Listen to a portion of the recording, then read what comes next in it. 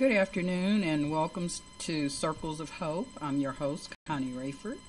And this program is designed to it's living your life, trying to find all the circles in your life to pull them together into one to make you a whole and prosperous person. So this topic can be about anything. Today's topic is something that I've run into a little bit lately and wanted to kind of talk about, and it's called being who you are. And that came to me because I just see so many situations where people are either in the wrong job, they're with the wrong spouse, their children are not happy because maybe they're going in the wrong direction, and it's kind of that whole thing of we need to learn to let people be who they are instead of always trying to make them who we want. There's a book that I know I read that called Why Do I Have to Stop Being Me to Be Loved by You? And you can take that in any direction. It really means that if somebody loves you, they should be able to love the you. And so many times people get in relationships, people get in jobs that are somehow, I want to not say forced on, but somehow they're not giving that opportunity to blossom in the person that they are. So maybe in the marriage they were put under a set of rules, or they start living their lives the way they think the other person should live. I've seen parents who force their kids to go in different directions. I got in a lot of trouble because with one of my sons, I didn't push him into sports. And everybody was going, well, he's so good, he's so this, he's so that. And I kept saying, as much as I might want him to do that, I would much rather he do what he wants to do. And somewhere in that process, he did decide to take on sports. He now has a scholarship to college because of that, taking on that mantle. But I didn't believe I could force him to do it to make it happen. I believed it had to come from inside of him before I could say, drag him up there and say, here, he's going to play football. It for me was much more, if you don't want to play football and you want to do something else, I'd much rather you do what you're going to be happy at. Then there are times I think he made bad decisions. He was in one group and I felt like he should have stayed with that group a little bit longer. And for whatever his reasons, he just stopped. And it bothered me only because he didn't finish what he was supposed to do. I can tell you now that that particular project that he was working on has made the difference in his sports, in his academics. It brought to him a grace and character that I'm sure he needed, and I just wanted him to finish that. Because again, if you live your life unfinishing things, it's probably because, again, you're not happy with it, it's not working your way. I deal with students who don't finish school. So this is another place where I see people who have missed their mark, have missed what God has called them to do because of some hindrance in their life. Sometimes it can be parents, sometimes it can be bad decisions, sometimes it can be bad behavior, sometimes life just happens. We always say that, life happens. But at the same time, you have to really look at yourself and try to examine what are those things that I like to say make you you. Passion. was telling somebody, and anybody that knows me, one of my friends say, oh, she's a foodie, because anywhere I go, I figured out that I have a gift of hospitality. And so I'm going to want to make everybody comfortable. I'm going to make sure that everybody's fed. They joke, because even if you come in my office, there's candy in my jar, because I think that little piece of candy in your busy day might just be a little pick you up. I had a job one time where a guy had vitamin jelly beans that he had developed, he had designed, and every day at 3 o'clock he would go around the office and drop off. He had the little plastic cups, and he would drop off a jar of jelly beans for everybody in the office. And to me, it was just such a sweet gesture. But I'm just saying, his passion were these jelly beans. And for us, it was a blessing.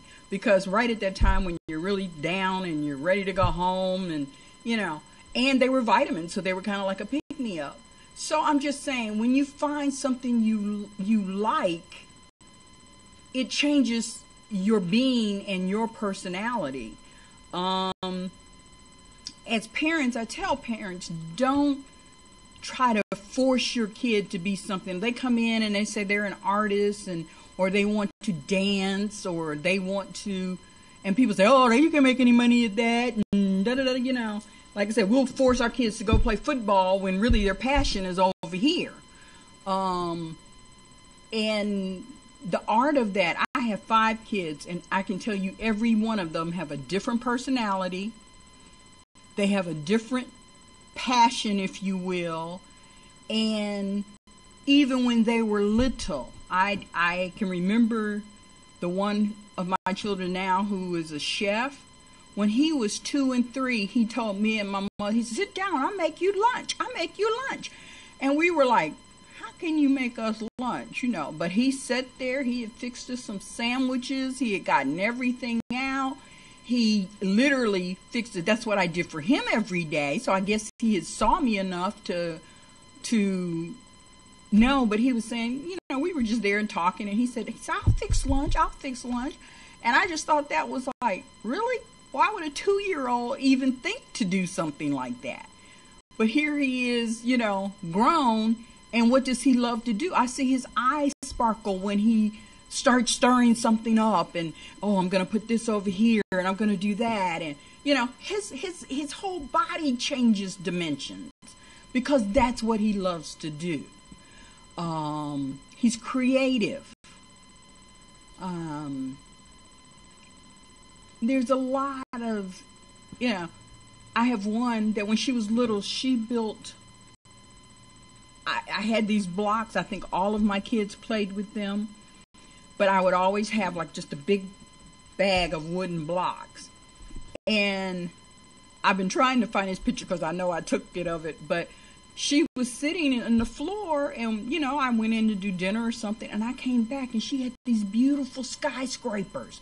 I don't mean just blocks on top of blocks. I mean, peaks and valleys, and, these buildings it looked like a city. And I'm trying to go, how in the world did she get this out of these just simple blocks? Well, she now is graduated from Georgia Tech. She's a construction, what you call civil engineer.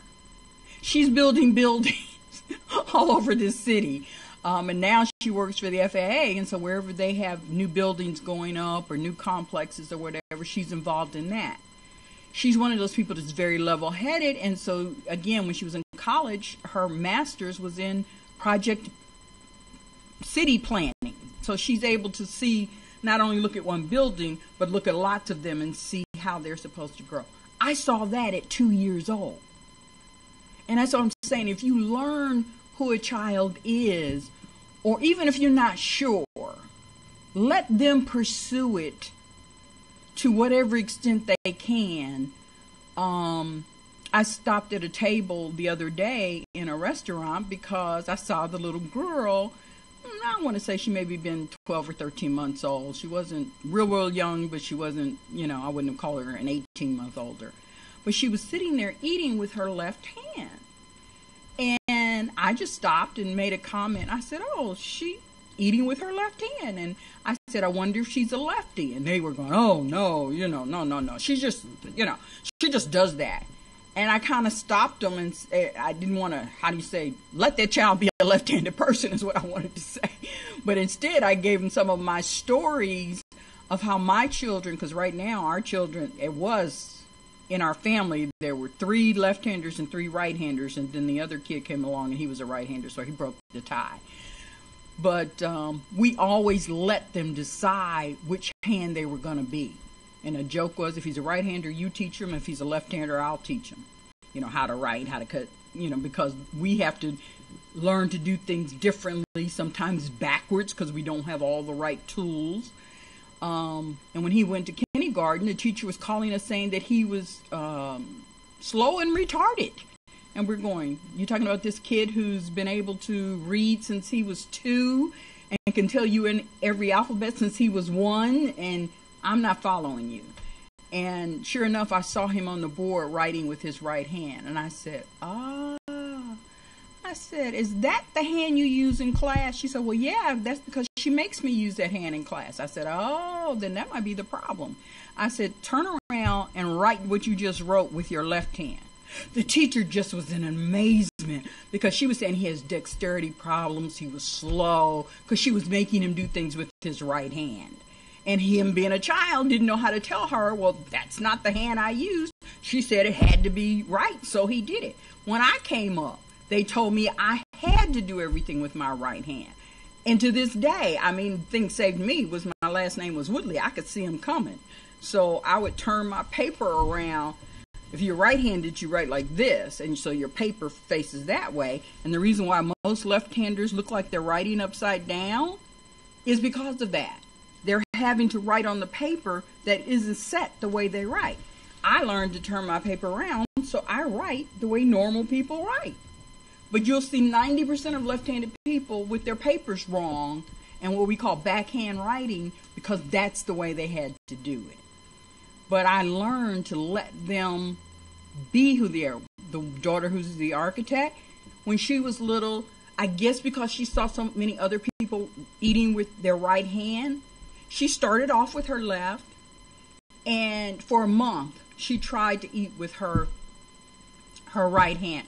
Honest to God, the food fell. I don't even know how much food she got in her mouth during that time because she just didn't have the dexterity for it. She would get it up there, and you'd see the peas fall off or the whatever, and we both looking at each other. Should we help her? Should we, And I say about a month later, you saw the light bulb go off in her head, and she went, why am I doing this? She picked that fork up and started eating with her left hand, and it worked perfectly, and she's never stopped. But it took her determining that, and we let her do it, even to our dismay. Like we're going, do you think she got enough food? We weren't really sure. But we let them be who they were. I had one daughter. Well, 2 daughters both. I put them in ballet thinking, okay, they're going to love this. And I don't know if I told you the story, but I'm saying one of them was really just naturally gifted at it. You could give her a tune and she could, but she didn't like dancing. And the other one, who I say was very mechanical, she did all her steps right, but she didn't have the flow. And so we were kind of like, what should we do? We figured the teachers would eventually. But the one who really didn't like dancing, she came up to me and she said, Mama, you don't ever have to put me back in dance again. She ended up being the sports person. My granddaughter was the same way. She was like, y'all tried dance, I don't like it. She immediately got in basketball. She loved it. She went on to be volleyball is what she loved, and that's what she's been doing. Because we let her be who she was. Same thing with styles. Like I said, my granddaughter has a totally different taste and style than my daughter. I know when I had my first child, I had that problem. I kept trying to make her this, little girl who wore, I can't remember, but all I know, it was really my style, not hers. And for so long, we fought over that one issue. No, you're going to wear this. No, I want to wear that. Blah, blah, yeah. Being she was my first, I learned with the other two to quit trying to make them who I want them to be and let them be. They had say-so when we were in the store. They had say-so on certain on days when they were getting dressed. To stop the fighting, I learned to put out 3 things that was approved, that I approved of, and then they could pick between those 3 things, and then there was no fight. Because I had already approved what she was going to wear. She could pick the different style that she wanted to wear, and pretty soon we both start learning what that style was. My granddaughter is like that. Her mother sees her come out sometime and she goes, oh my God, what is she wearing? But she has her own style and she's had it for a long time. And we kind of call it the Bahamian style. I mean, she'll take a scarf and it'll be wrapped. She'll have her boots on and she'll have this sweater and another sweater on top of it. And she comes out and we go, whoa, But when she does it in her own way, she looks really good at it. So the only thing we're trying to tell her, maybe the same thing I deal with my kids, is try to teach them to be appropriate in things. I used to always ask them, instead of saying, no, you can't wear that. Do you like it? Yes, I like it. Okay. Do you think it's appropriate for where you're going? And I think in that process, you start teaching them to trust their own sense of things, and it helps them to think through. They're only thinking about what they're wearing right this minute or want to wear. So then I try to make them think, okay, are you going somewhere where this is going to be totally out of place? Maybe you could save that outfit for a day with your friends, and because where you're going now, you might need to be a little bit more appropriate. Maybe you should wear something else. And by doing that, I learned to give them the freedom to choose, and also gave them the ability to make good choices when they weren't around me. And that's something that I thought was very, when we're objecting all the time, we're not letting them grow, but give them an opportunity to grow. Sometimes our personalities are, I was a very shy person, and I'm just saying I think I've told you about my granddaughter, but she is definitely a people person. Again, I think I was kind of shy because my mother was like my granddaughter, and that was, she was outgoing. She never met a stranger. She talked to everybody, and she was just, and I always was kind of drug along on her adventures, if you will. So I became more of a introvert, they call them. I was less outgoing because she was always outgoing. She was always, to me, taking the floor or making, she was always in something. That was my mother. And my grandbaby is like that in that she doesn't meet a stranger. I mean, she knows everybody. If you walk into a classroom and there's 20 people there, she knows everybody in that classroom. She knows their parents. She knows their brother. She knows their sister. She's just outgoing.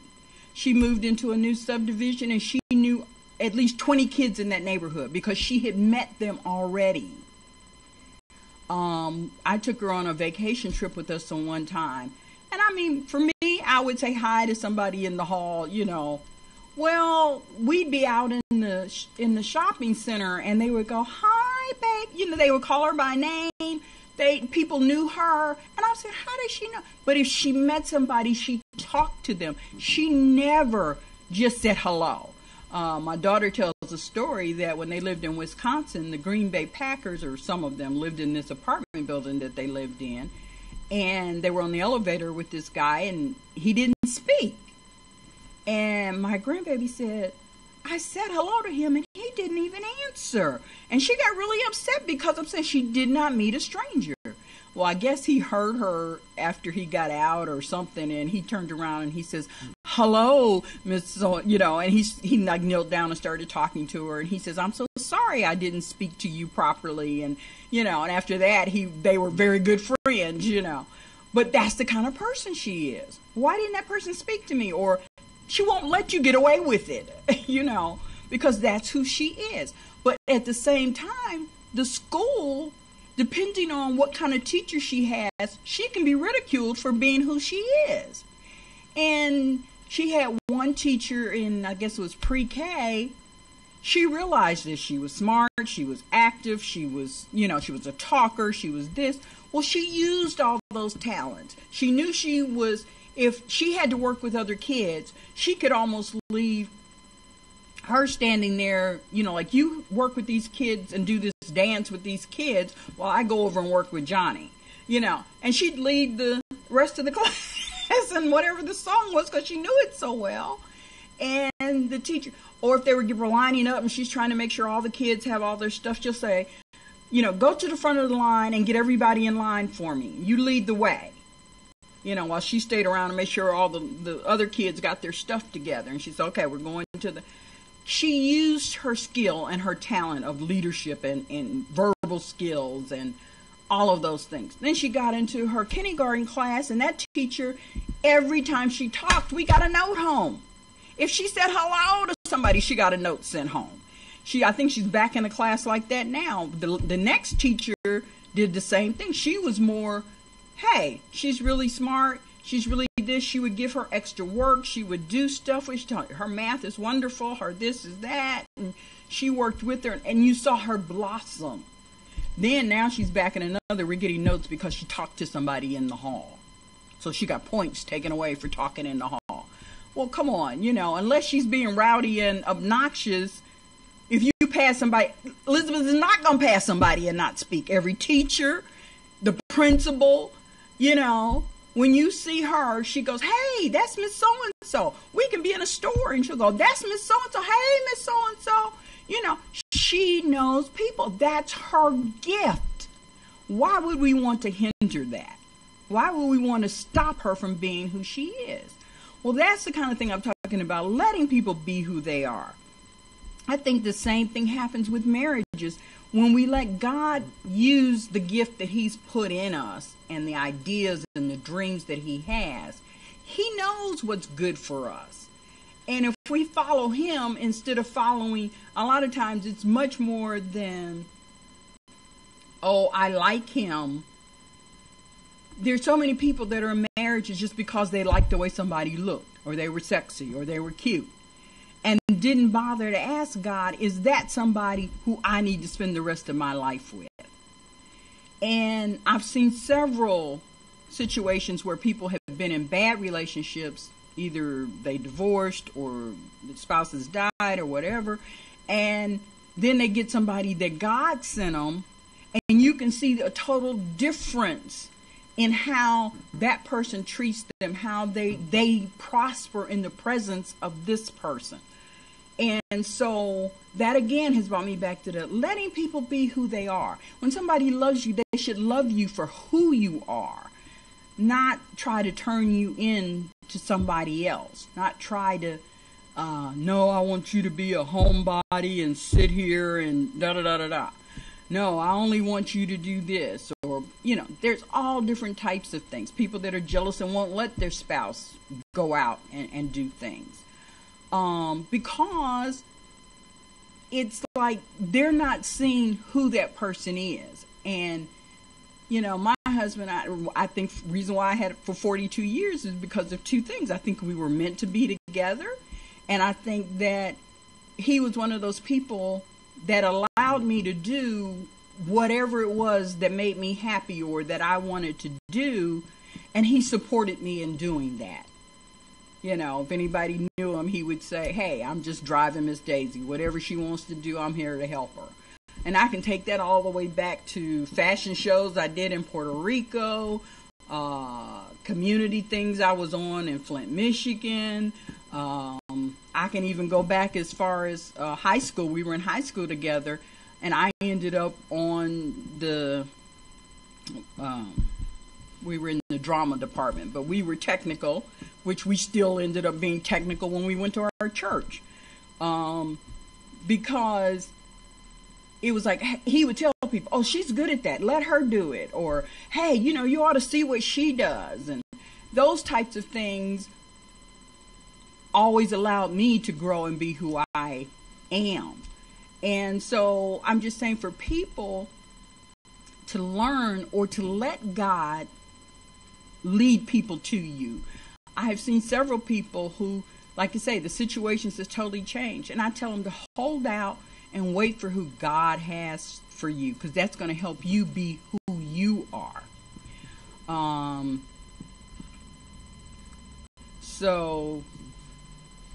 But just as you're dealing with people, let them be who they are.